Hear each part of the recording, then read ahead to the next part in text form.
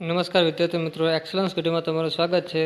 ફટોફટ 2 જ મિનિટમાં આપણે આજે લેવાયેલ ધોરણ 10 ગુજરાતી પેપરનું સોલ્યુશન જોઈ લઈએ, ખૂબ જ સ્પીડમાં. કેમ કે બધા તમારો છે વિભાગે એમાં તમારા જોડકા હતા, જે તમારા હતા ચોપડીના પહેલા પેજમાંથી 8 માર્ક્સનું હર વખતે પૂછાય છે. ચલો જુઓ.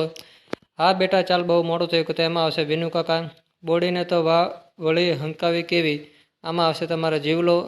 આપણે બબલીને જ જાણે કે પગલી આપણી બબલીને જ પગલી જાણે, એ તમારે એમાં જવાબ આવશે ડુંગરની કોણ બોલે છે? તો ડુંગરની પત્ની. બાપ ઢેલ તો આજે જીવતરનું દાન દીધા છે, આવ કોણ બોલે છે? તો આંબા પટેલ. સાઈડમાં તમારા જવાબ લખેલા છે. વિકલ્પો છે તે ભૂલી ગયા પૂછી કૃતિ ખાલી જગ્યા મૂળ સંગ્રહમાંથી લેવામાં આવી છે, તો ત્રીજો પુરુષ. છત્રી કૃતિમાં ભૂલકણાપણામાંથી ખાલી જગ્યા નિક્ષેપણ થાય, તો નિર્દોષ હાસ્ય. વટપુત્રમાં સૂતેલા ભગવાનના મોઢા પર ખાલી જગ્યા હાસ્ય હતું, ભુવન મોહન. ડાંગવનો અને કૃતિમાં લેખક કવિ ખાલી જગ્યાને યાદ કરે છે, તો રાજેન્દ્ર શુકલને.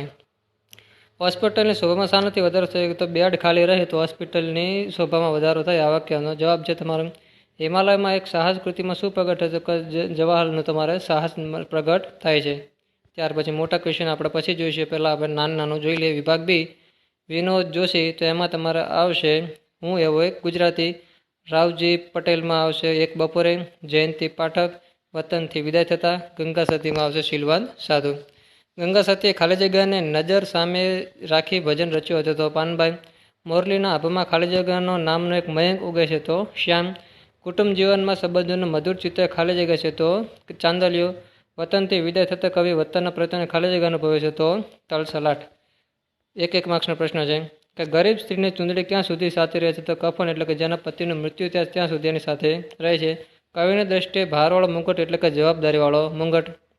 વિભાગ સી તમારા ગ્રામર. નીચેના શબ્દની સાચી જોડણી લખો. તો કીડિયારું, તો તમારે કીડિયારું જે મેં બોક્સ બનાવીને તમને લખ્યું છે તે જવાબ આવશે. સંધિ, તો સંધિ. ચતુર્માસ, તો એમાં ચતુર્માસ બોક્સમાં તમને જવાબ દેખાય છે. તેજપુંજ શબ્દનો સમાસ, તો તેજ નું પુંજ ન નાનીનું આવે, તો તત્પુરુષ સમાસ આવે. નીચે આપેલ બંને શબ્દોને જોડણીનો ભેદ દાખવો. તો પહેલો સૂર એટલે કે નાદ થાય, અને બીજો સૂર એટલે કે દેવ. ઘણામાં દાનવ લખીને આવે છે, પણ અસુર હોય તો દાનવ આવે, સૂર એટલે દેવ થાય. ભાવદ્રા બનીને તો નજરની પીછીના ધૂળ ઉપર પસવારી રહી હતી. વાક્યમાં અલંકાર કયો છે? તો રૂપક અલંકાર છે. સુરક્ષિત શબ્દમાં કયો પ્રત્યય રહ્યો હતો? તો પૂર્વ પ્રત્યય રહેલો છે. સમાનાર્થીમાં ઓથ, તો સહારો, અને સાંજ, તો સંધ્યા. કંચન સંજ્ઞાના વિકલ્પમાં સાચો પ્રકાર કયો છે? તો દ્રવ્યવાચક સંજ્ઞા આમાં આવશે.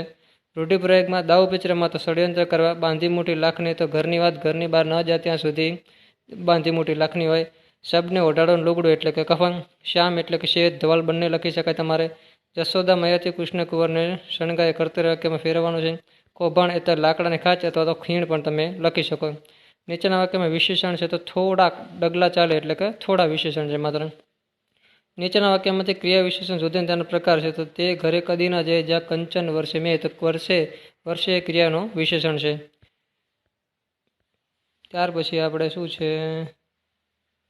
પંક્તિમાં રહેલો છંદ. તો આમાં તમારો માત્રા મેળ છંદ છે, 24 અક્ષરોથી દોહરો છંદ એમાં આવશે. અને યમાના સભા લગાવે શિખરનું તમારે બંધારણ સૂત્ર છે.